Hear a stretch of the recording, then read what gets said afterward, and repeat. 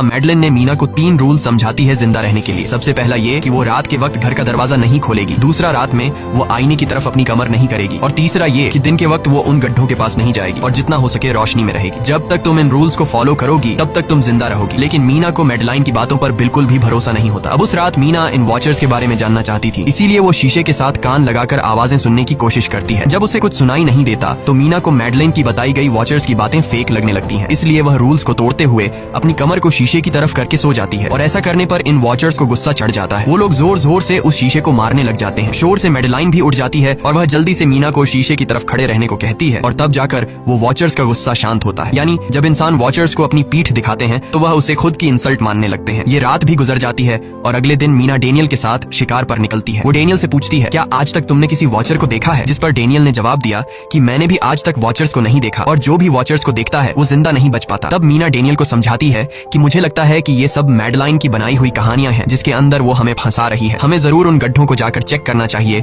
शायद हमें यहाँ से बाहर जाने का कोई रास्ता मिल जाए। डेनियल भी यहाँ रहकर बहुत ज्यादा तंग हो चुका था और वो भी किसी तरह से रास्ता ढूंढकर इस जंगल से भाग निकलना चाहता था। इसलिए वो मीना की बात मान लेता है और वो दोनों गड्ढे के पास पहुंच जाते हैं। अब मीना अपने आप को रस्सी से बांधकर इस गड्ढे के अंदर उतरती है। रस्सी का दूसरा सिरा डेनियल ने पकड़ा हुआ था ताकि अगर मीना को कुछ भी हो वो जल्दी से मीना को बाहर की तरफ खींच ले। मीना नीचे गड्ढे में पहुंच जाती है जहां उसे बहुत सारा इंसानों का सामान मिलता है। मीना उस सामान को इकट्ठा कर लेती है। ये सारा सामान उन लोगों का था जो जंगल में वॉचर्स के शिकार हो चुके थे। डेनियल रस्सी के सहारे कैमरा, साइकिल और जरूरत का सारा सामान को बाहर ले आता है। मीना अब नीचे इंतजार करती है कि डेनियल कब रस्सी नीचे फेंकेगा और मैं ऊपर चली जाऊंगी। और इससे पहले कि मीना उस गड्ढे से बाहर निकल पाती उसे गड्ढे के अंदर किसी के आने की हलचल सुनाई देती है। मीना जल्दी से डेनियल को रस्सी नीचे फेंकने की आवाज देने लगती है, लेकिन तभी मीना को पकड़ने के लिए एक वॉचर का हाथ बढ़ने लगता है। पर मीना धूप में खड़ी थी, इसलिए जब उस वॉचर के हाथ पर सूरज की रोशनी पड़ी तो उसका हाथ जलने लगा। इतने में डेनियल ने नीचे मीना के पास रस्सी फेंकी और मीना फौरन जल्दी से बाहर निकल आई। मीना पूरी तरह से डर गई थी। ये लोग उस सारे सामान को लेकर अपनी सेफ हाउस में आ गए जहाँ मैडलिन ने उससे पूछा, ये सामान तुम्हें कहाँ से मिला? ये लोग झूठ बोल देते हैं कि ये सामान उन्हें इस जंगल से मिला। मैडलिन को इस जंगल में रहते हुए बहुत अरसा गुजर चुका था। वो जानती थी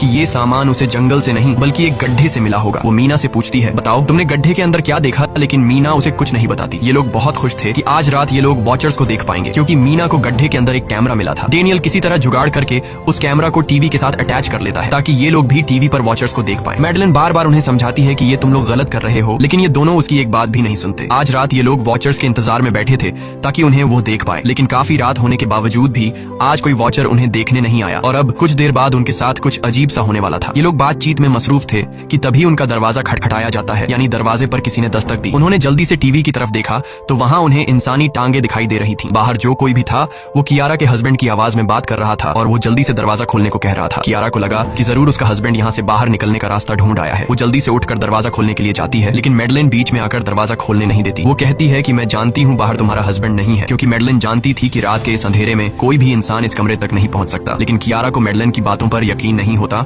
और वो दरवाजा खोलने की कोशिश करती है, जिसके बाद मैडलिन कियारा से कहती है कि वो तुम्हें फंसा रहा है, तुम उसका इम्तिहान ले लो, तुम उसे कोई ऐसी बात पूछो जिसके बारे में सिर्फ तुम या तुम्हारा हस्बैंड जानता हो।